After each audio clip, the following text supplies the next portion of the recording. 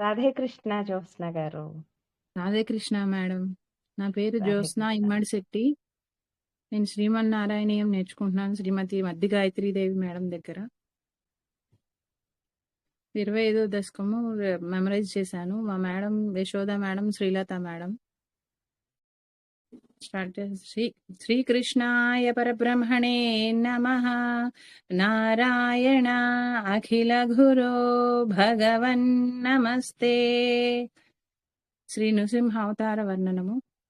स्तम्भे घट्टयतो हिरण्यकशिपोः कर्णौ समाचूर्णयन् आघूर्णज्जगदण्डकुण्डकुहरो घोरस्तवा भूद्रवः श्रुत्वायं किल दैत्यराजहृदये पूर्वं कदाप्यश्रुतं कम्पः कश्चन सम्पपात चलितोऽभ्यं भोजभूर्विष्टरात् दैते दिक्षु विसृष्टचक्षुषि महासंरम्भिणि स्तम्भतः सम्भूतम् न मृगात्मकम् न मनुजाकारम् वपुस्ते विभो किं भीषणमेतदद्भुतमिति व्युद्भ्रान्तचित्ते सुरे विस्फुर्जद्धवलोग्ररोमविकसद्वर्ष्मासमाजृम्भताः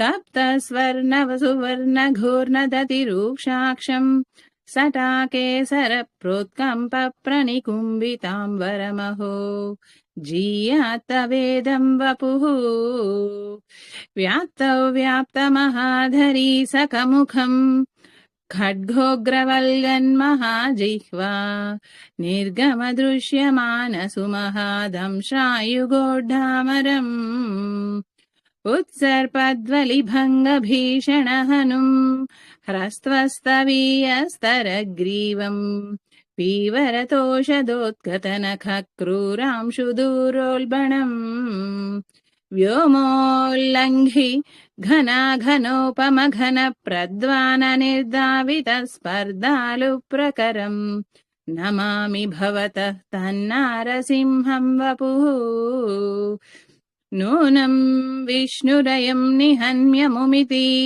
भ्राम्यद्गदाभीषणम् दैत्येन्द्रं समुपाद्रवन्तमधृताः घोर्भ्यां पृथुभ्याममुम् वीरो निर्गलितोऽथ खड्गफलकौ गृह्णन् विचित्रश्रमान् व्यावृण्वन् पुनरापपात भुवनग्रासोद्यतं त्वामहो भ्राम्यन्तं दितिजातमम् पुनरपि प्रोद्गृह्य दोर्भ्यां जवात् द्वारे थोरुयुगे निपात्य नखरान् उत्काय वक्षो भुवि निर्बिन्दन्नधिगर्भनिर्भरगलद्रक्ताम्बुबद्धोत्सवम् पायमुदैरयो बहुजगत्संहारि सिंहारवान् त्यक्त्वा तं हतमाशु रक्तलहरी सिक्तोन्नमद्वर्ष्मणि प्रत्युत्पत्य समस्तदैत्यपटलीं चाखाद्यमाने त्वयि भूयोऽप्यक्षदरोषधाम्नि भवति भ्राम्यद्भूमिविकम्पिताम्भुदिकुलम् व्यालोलशैलोत्करम् प्रोत्सत्पत्खचरम् चराचरमहो धुस्तामवस्थां ददौ तावन्मांसवपाकराळवपुषम् घोरान्त्रमालादरम् त्वां मज्जे सबमिद्धरोषमुषितम् दुर्वारगुर्वारवम् अभ्येतुं न शशोक कोऽपि भुवने धूरे स्थिता भीरवः सर्वे शर्वविरिञ्च वासवमुखाः प्रत्येकमस्तोषता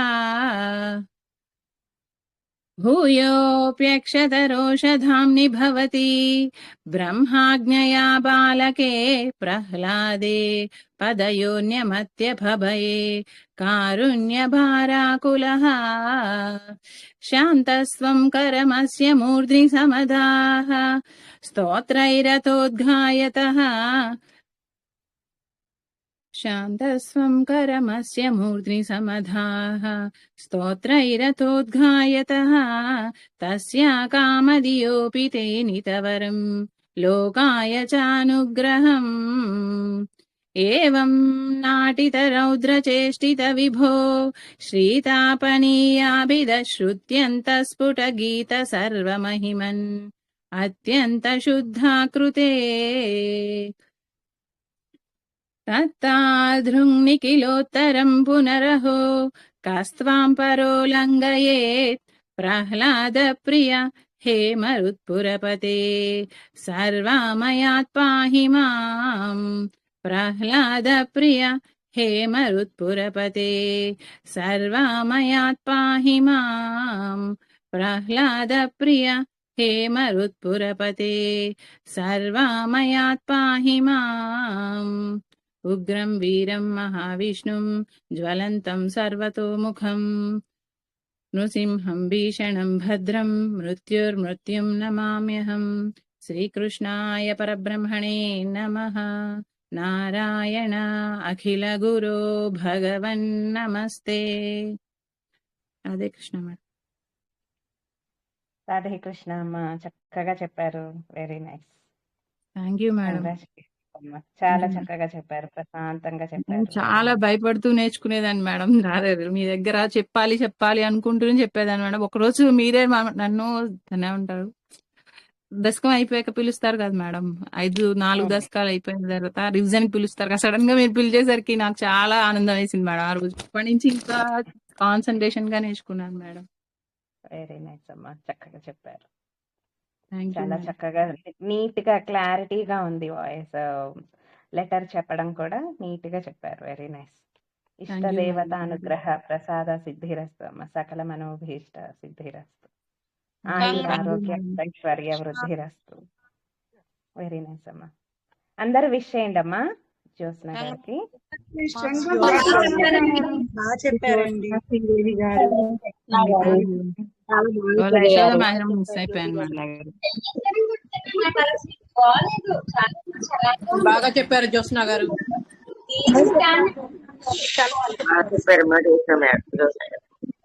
జ్యోత్స్న గారు బాగా చెప్పారండి. కంగ్రాట్స్ అండి.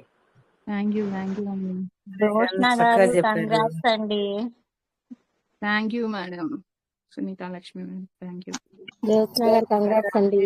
Thank you Ramapuram madam. Thank you so much అండి. జ్యోత్స్న గారు కంగ్రాచులేషన్స్ అండి. Thank you Sharada madam. Thank you అండి.